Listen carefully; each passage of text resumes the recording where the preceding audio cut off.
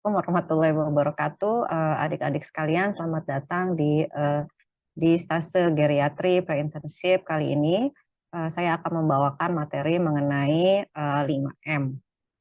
Nah, sebelum kita mulai, mungkin adik-adik perlu tahu dulu apa itu 5M. Ya, jadi 5M ini adalah suatu metode pendekatan ya pada pasien geriatri yang didasarkan pada 5M ya. Jadi 5M itu ada singkatannya. Oke. eh, jadi kalau misalnya kita lihat di sini 5M itu terdiri dari pertama adalah mind, yang kedua mobility, yang ketiga adalah medication, yang keempat multi complexity, dan yang kelima adalah matters most ya, matters most ya. Pada dasarnya untuk mind ini adalah yang berkaitan dengan pemikiran para pasien lansia. Di dalam mind kita akan belajar mengenai bagaimana kita bisa menentukan apakah pasien ini memiliki masalah pada pemikirannya seperti demensia, dan kita juga harus membedakan dengan DD yang lain yaitu delirium ataupun depresi yang nanti akan saya jelaskan lebih lanjut. Untuk yang mobilitas yang paling utama adalah kalian mempelajari faktor psikojatuh, dan untuk medication yang paling penting adalah kalian aware adanya polifarmasi pada pasien geriatri dan bagaimana kita menangani polifarmasi tersebut. Kemudian untuk multi complexity, kalian akan belajar bagaimana menilai seorang pasien lansia dengan berbagai morbiditasnya dan bagaimana meningkatkan kualitas hidup berdasarkan berbagai morbiditas tersebut. Dan untuk yang terakhir, yaitu matters the most, kalian akan belajar bagaimana menemukan kondisi atau keadaan-keadaan yang ikut mendukung kesehatan lansia yang sedang kita periksa atau sedang kita rawat tersebut. Baik adik-adik sekalian, untuk selanjutnya saya akan mempresentasikan satu slide yang saya ambil dari uh, penelitian dari luar ya. Oke, untuk selanjutnya saya akan menjelaskan satu persatu uh, bagaimana kita melakukan pendekatan 5M terhadap pasien yang akan kita periksa. Eh, yang pertama-tama adalah kita mengerti dulu dan memahami apa sih prinsip pendekatan 5M pada pasien geriatri, terutama di Pramedcar, jadi di tempat kalian nanti bekerja, dan meningkatkan pemahaman terhadap 5M tersebut. Seperti tadi sudah dijelaskan ya, saya ulang kembali bahwa 5M itu terdiri dari 5, ya, mind, mobility, medication, multi complexity, dan matters most. Oke, kita akan masuk kepada mobilitas dulu ya. Kita tahu bahwa seiring usia maka angka kematian akibat dari unintentional fall death itu semakin meningkat. Dan karena semakin meningkatnya angka harapan hidup, ya sudah pasti angka unintentional fall deaths ya juga akan semakin meningkat. Ya, dan ini sebenarnya bisa dicegah dengan pendekatan 5M tadi. Yang pertama yang paling harus dikuasai bagi kita dokter umum adalah bagaimana membedakan antara faktor risiko intrinsik dan ekstrinsik pada seorang pasien yang kita periksa, dan kita juga menjadi semakin familiar dengan beberapa pemeriksaan yang akan dipelajari nanti adalah time up and go test ya. Nah, ini adalah faktor risiko jatuh yang bisa dimodifikasi, baik itu intrinsik maupun ekstrinsik. Pada kolom intrinsik, kita melihat bahwa semakin usia lanjut, maka risiko untuk jatuhnya semakin meningkat. Gangguan kardiovaskuler yang menyebabkan adanya gangguan tekanan darah, ya, misalnya seperti adanya gangguan irama jantung, gangguan ortostatik hipotensi, dan sebagainya juga bisa meningkatkan risiko jatuh. Kondisi-kondisi kronik lainnya seperti misalnya ada riwayat stroke, ada riwayat diabetes mellitus, dan penyakit kronik seperti kanker, kelemahan, dan sebagainya. Gangguan kognitif juga meningkatkan risiko jatuh, keterbatasan fungsional, misalnya pasiennya jalannya harus menggunakan tongkat, ya, gait dan balance problem, misalnya pada pasien yang memiliki vertigo atau pasien dengan riwayat OA yang menyebabkan gerakannya menjadi terganggu atau masalah di kaki. Obat-obatan juga bisa menyebabkan gangguan risiko jatuh dan juga penglihatan. Ya, jadi adik-adik ingat faktor intrinsik ini saat memeriksa pasien ya terkait dengan mobilitasnya. Bagaimana dengan ekstrinsiknya untuk faktor risiko ekstrinsik seperti sepatu yang digunakan atau misalnya jalan yang licin ya, atau misalnya kaki posisi atau postur sepatu atau sendal yang tidak sesuai dengan bentuk kaki seperti itu ya, atau misalnya alat bantu yang tidak tepat, misalnya seharusnya pasien menggunakan tongkat tetapi pasien tidak menggunakan tongkat atau menggunakan tongkat dengan posisi yang salah seperti itu ya, atau kacamata yang tidak sesuai ya, atau misalnya baru diganti ya, atau substance abuse misalnya tidak ada indikasi tapi pasien mengonsumsi zat-zat yang bisa meningkatkan risiko jatuh ya. Nah, pendekatan yang bisa kita lakukan sebagai dokter untuk mengevaluasi adalah ingat to head approach. Jadi agak berbeda, bukan head to approach, tapi to head approach ya. Kita lihat dari kaki dulu. Bagaimana, apakah pasiennya sering menggunakan kaos kaki jika di rumah? Apakah dia menggunakan alas yang sesuai? Misalnya di rumah menggunakan sendal hotel yang mudah terlepas misalnya.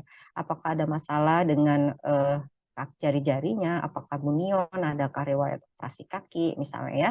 Lalu bagaimana muskuloskeletalnya, apakah ada gangguan otot, lemah otot, sarkopenia, atau misalnya pasien juga mempunyai gangguan sendi. Lalu bagaimana buang air kecilnya, apakah pasien sering buang air kecil ke kamar mandi atau mengompol sehingga menyebabkan lantai licin, ataukah ada gangguan BAB, buang air besar ya, bagaimana kardiovaskularnya, bagaimana obat-obatannya, apakah ada masalah dengan sensorik ya, misalnya ada polineuropati ya, ataukah dia ada gangguan penglihatan, dan bagaimana dengan kognitifnya. Dan jangan lupa juga di luar itu kalian juga harus menilai faktor ekstrinsiknya. Nah, pemeriksaan yang perlu kalian kuasai adalah time up and go test ya. Nanti kita akan belajar pada saat nanti simulasi ya. Time up and go test memiliki batasan yang berbeda-beda pada setiap umur. Kita lihat di sini kalau pasien kalian usianya 70 sampai 79 tahun, maka time up and go testnya itu memiliki rentang 8,2 sampai 10,2 dengan nilai rata 9,2 detik ya. Secara garis besar dikatakan bahwa normal pada usia lanjut jika di bawah 12 ya. Tapi kita bisa lihat di sini mereka dengan time up and go test yang lambat itu memiliki risiko jatuh lebih tinggi dibandingkan mereka yang lincah atau cepat ya dalam melakukan time up and go test. Pemeriksaan ini sangat mudah dikuasai, kalian bisa belajar melakukan pemeriksaan ini. Nah, selain itu, kalian juga ketika menghadapi pasien lansia di aspek mobilitas, jangan lupa melakukan home safety checklist ya, terutama pada pasien yang memang sudah pernah ada riwayat jatuh.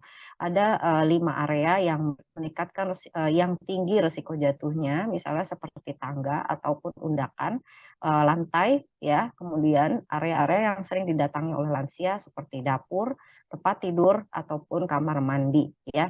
Kita lihat di sini apakah tangga atau undakannya itu tidak rata, apakah terlalu jauh atau terlalu rendah, adakah lampu yang menerangi ya tangga-tangga tersebut, apakah karpetnya juga sudah licin atau sudah robek, apakah ada handrail ya, bagaimana lantainya, apakah lantainya licin, apakah karpetnya mudah bergeser, apakah ada keset yang tidak yang mudah mudah tergelincir dan sebagainya.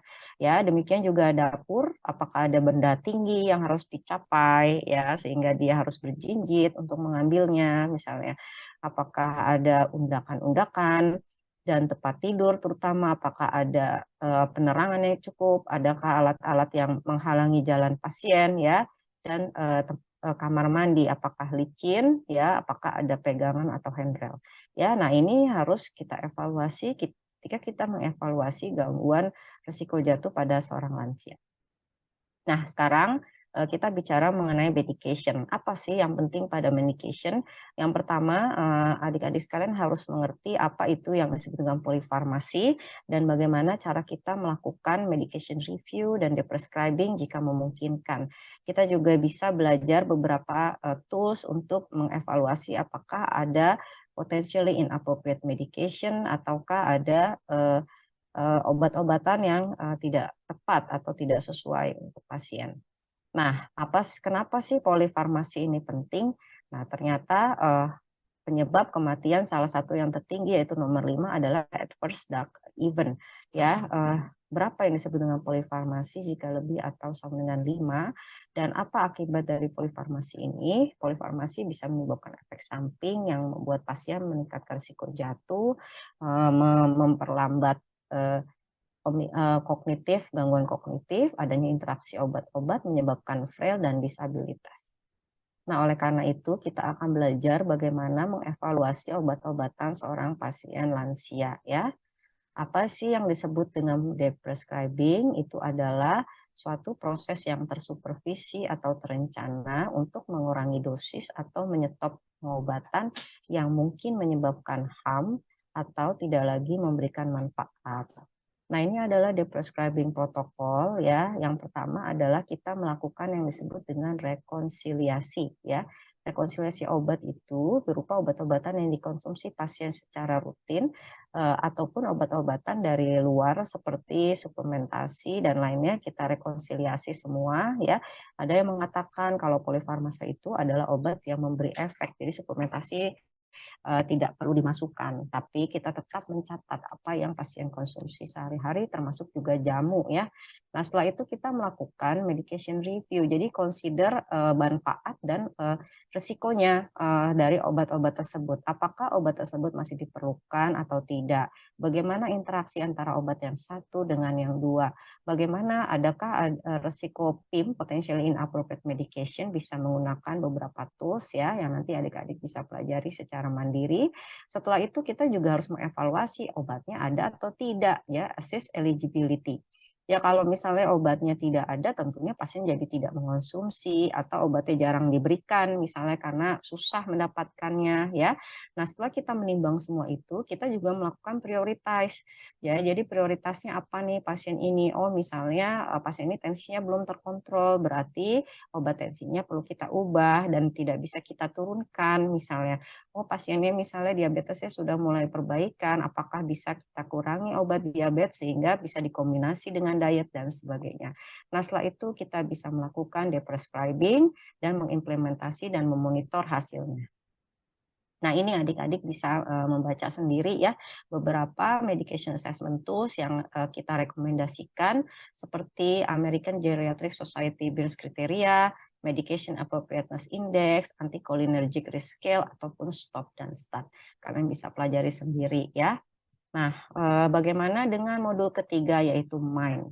Yang paling penting ketika menilai MIND adalah adik-adik melakukan screening apakah pasien kita ini memiliki masalah dengan kognitifnya ya. Nah, kalau kita bicara tentang demensia, tentunya kita tidak lepas dari DD-nya demensia, yaitu depresi ataupun delirium ya. Dan setelah kita melakukan screening, kita juga bisa melakukan evaluasi diagnostik dari demensia ini. Apa sih ciri-ciri atau gejala-gejala yang mengarah pada demensia, terutama demensia Alzheimer ya dalam hal ini, yaitu pasien kita dikeluhkan oleh keluarga atau pasiennya sendiri sulit untuk mengingat ya, jadi sering mengulang-ulang biasanya, dan mereka sering bercerita masa lalu ya, jadi poor historian ya, kemudian sering lupa dengan janji, sulit mengikuti instruksi, ada yang sampai tersesat ya, lupa dengan keluarga ya, atau ada sehingga terjadi miskomunikasi dengan keluarga, tidak bisa lagi merawat diri, kadangkala mereka tidak mau makan lagi dengan gejala yang juga tidak khas ya. Nah, kalau adik-adik lihat di sini, pada mereka yang normal aging, mereka tetap memang akan mengalami penurunan fungsi kognitif, tetapi dalam range yang tidak menurun drastis ya. Kita lihat di sini kalau preclinical mungkin secara klinis pasiennya tidak mengeluh ya. Dia masih bisa mengikuti kegiatan sehari-hari, masih mengaji, masih bertemu dengan teman-temannya. Nah, sampai suatu saat mereka mulai mengeluh, misalnya kok saya lupa ya sama janji atau keluarganya, tetapi masih bisa melakukan aktivitas sehari-hari ya. Nah, setelah itu akan masuk kepada demensia. Nah, pada saat demensia ini maka sudah terganggu kegiatannya atau fungsinya sehari-hari sehingga menimbulkan keluhan yang signifikan. Nah, apa yang bisa kita lakukan untuk mengevaluasi adanya masalah pada mind pasien? Yang pertama adalah melakukan screening, lalu mengevaluasi dan memanage ya. Jadi apa yang kita lakukan dengan screening? Nah, ini yang adik-adik perlu pelajari di sini adalah melakukan mini-COG test ya. Mini-COG ini biasanya dikerjakan sebagai screening di primary care ya. Ini ditemukan oleh seorang psikiatri dari Amerika ya. Jadi mini-COG ini cukup baik untuk men-screening pasien dengan gangguan registrasi. Jadi gangguan kognitif yang terdiri dari 3 langkah ya. Yang pertama adalah melakukan registrasi 3 kata ya. 3 kata ini sebaiknya tidak berhubungan satu sama lain ya. Misalnya di sini ada pisang, kemudian ada sinar matahari dan kursi. Tiga-tiganya tidak ada hubungannya ya satu sama lain. Nah, kalau misalnya pasiennya misalnya gagal atau tidak bisa atau pengen diulang lagi, maka kita bisa mengulangnya dengan versi yang lain ya. Nah, jangan lupa selalu mengatakan kepada pasien bahwa mereka akan diminta untuk mengulang kembali ya. Jadi adik-adik di sini sebelum meminta pasien untuk mengingat, kita membacakan terlebih dahulu pada pasien lalu meminta pasien mengulang pada saat itu juga. Dan kita mengingatkan pasien bahwa nanti kita akan mengulang kembali kata-kata tersebut ya. Nah, kemudian yang step kedua adalah menggambar jam. Pada menggambar jam ini kita menilai executive function. Jadi tidak perlu kalian mengetes memorinya dalam mengingat jam ya. Jadi kita bisa membuat jamnya lalu meminta pasien untuk membuat angka-angka di jam tersebut secara lengkap, dan kalaupun misalnya harus butuh bantuan silakan dibantu, dan setelah itu mintalah pasien untuk membuat arah jarum jam ke arah jam 11:10 ya. Nah, setelah itu jangan lupa ini dilakukan dalam 3 menit. Kalau sudah 3 menit dan tidak komplit, bisa dilanjutkan ke step ketiga, yaitu mengulang kembali kata-kata yang sebelumnya ya. Jadi word recall. Ibu atau Bapak, tadi saya meminta Ibu dan Bapak untuk menghafal. Ayo, masih ingat atau tidak? Nah, setelah itu mereka akan mengingat kembali kata-kata yang sebelumnya ya. Di sini kita tidak boleh membantu ya adik-adik ya. Jadi nanti tulis yang benar dikatakan oleh pasien ya. Jadi nanti skornya kalau misalnya word recall-nya benar semua, itu nilainya 3, kalau salah satu nilai 1, salah 2 nilainya 2 ya. Kalau clock draw-nya nilainya 0 atau 2 poin ya. Nanti kita akan latihan. Nah, jadi setelah screening kita melakukan evaluasi seperti kita memeriksa pasien pada umumnya, ada anamnesis, lalu kita juga jangan lupa melakukan CGA, menilai apakah sudah ada gangguan fungsi sehari-hari, itu lewat pemeriksaan ADL dan IADL, lalu bagaimana mood-nya, adakah depresi atau ansietas, dan bagaimana lab dan imaging jika diperlukan. Ya, setelah itu kita melakukan manajemen. Nah, kalian bisa mengkonsul, bisa ke geriatrician atau neurologis ya. Dan kalau memang memungkinkan kita melakukan pemeriksaan yang lebih dalam, misalnya MMSE ataupun muka-INA ya. Jadi kalau ada pasien yang secara screening ternyata sudah terganggu, jangan dibiarkan, kita lakukan evaluasi dan kita manage ya. Nah, ini adalah obat-obatan yang perlu Anda ketahui, tapi ini untuk demensia Alzheimer atau mungkin demensia campuran ya. Tetapi yang paling penting adalah kalian juga tetap harus membedakan dengan depresi ataupun delirium ya. Nah, ini adalah modul yang keempat. Modul yang keempat adalah multi complexity dan matters the most. Apa sih yang paling penting dalam merawat, tantangan dalam merawat pasien lansia? Yang pertama, pasien lansia itu memiliki penyakit kronik yang banyak ya, atau multiple. Dia bisa datang dengan diabetes, sekaligus hipertensi, sekaligus OA, mungkin ada PPOK, mungkin ada obesitas, belum lagi depresinya. Jadi multiple chronic disease ya. Yang kemudian yang kedua, challenging-nya adalah pada pasien geriatrik kita tidak memiliki guideline yang pasti karena semua itu dikaitkan dengan kondisi pasien masing-masing. Dan juga kurangnya data penelitian karena biasanya pasien lansia itu tidak diikut sertakan dalam penelitian ya. dan adanya multifaktorial geriatric problems yang menyertai akibat proses penuaannya, dan juga pilihan pasien itu menjadi penting sekali pada ilmu geriatri. Jadi ketika kita melakukan pendekatan pada pasien lansia, misalnya kalian dapat pasien lansia di puskesmas, yang paling penting adalah kita menghargai apa yang menjadi pilihan pasien atau pasien preferences, terutama mereka yang kognitifnya masih baik ya. Sehingga kita masih tetap perlu melibatkan pasien dan juga keluarga dalam mengambil keputusan. Nah, setelah kita memastikan pasien preferensi, maka kita perlu juga menilai secara medikal, secara medis, bagaimana guideline yang menjelaskan mengenai tata laksana hipertensi, bagaimana guideline yang menjelaskan tata laksana cancer, misalnya colon cancer dan sebagainya. Nah, setelah itu kita juga melakukan estimasi prognosis karena ini penting untuk menjelaskan kepada pasien ya.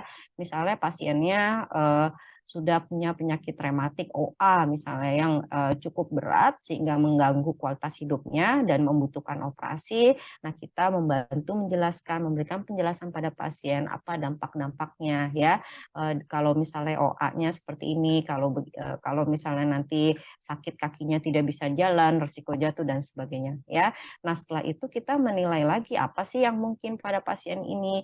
Misalnya pasiennya tinggalnya di pegunungan, ya susah untuk pergi ke Jakarta dan sebagainya. Jadi what is visible itu juga penting. Nah, setelah itu adik-adik sekalian melakukan komunikasi dengan keluarga ya. Jadi pada ilmu geriatri kita sangat menjunjung tinggi patient preference ya. Jadi memang semuanya berpusat kepada pasien ya. Nah, ini adalah yang terakhir, matters the most. Apa sih yang dimaksud dengan matters the most? Ya, nanti kalian akan belajar bagaimana menilai aspek-aspek di luar aspek medis yang juga berperan dalam kesehatannya pasien kita. Ya, yang terutama adalah advanced care planning atau advanced care directive goals. Apa sih sebenarnya yang diharapkan oleh pasien ini? Apalagi pasien geriatri seringkali muncul dengan penyakit-penyakit yang tidak bisa disembuhkan, ya, yang mengganggu kualitas hidupnya.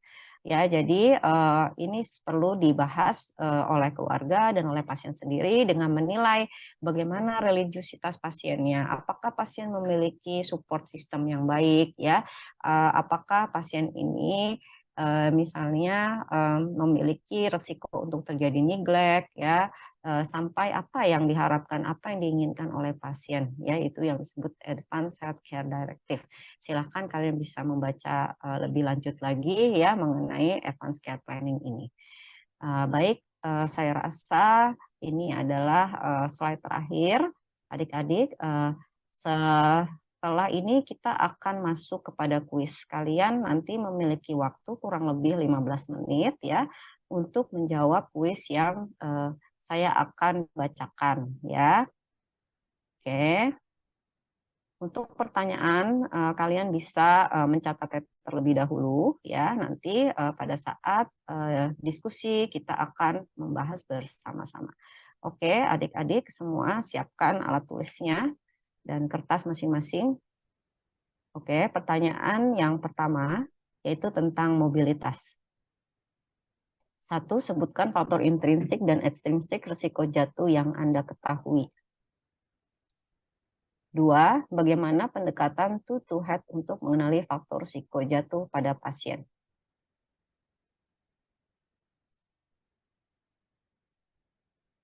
Oke. Selanjutnya, pertanyaan selanjutnya untuk medication. Kalian menjawabnya bisa nanti setelah selesai dibacakan seluruh soal ya. Untuk medikasi atau medication, pertanyaannya adalah 1. Apa yang dimaksud dengan deprescribing? Kedua, bagaimana langkah-langkah melakukan deprescribing pada pasien lansia? Oke. Selanjutnya untuk pertanyaan main. Pertama, pemeriksaan apa yang kita bisa lakukan untuk melakukan screening gangguan kognitif? Sebutkan selain yang tadi diajarkan, satu lagi Anda boleh membuka buku ya atau membuka referensi. Kemudian yang kedua adalah bagaimana membedakan demensia dengan depresi atau delirium dari segi onset dan gambaran gejala.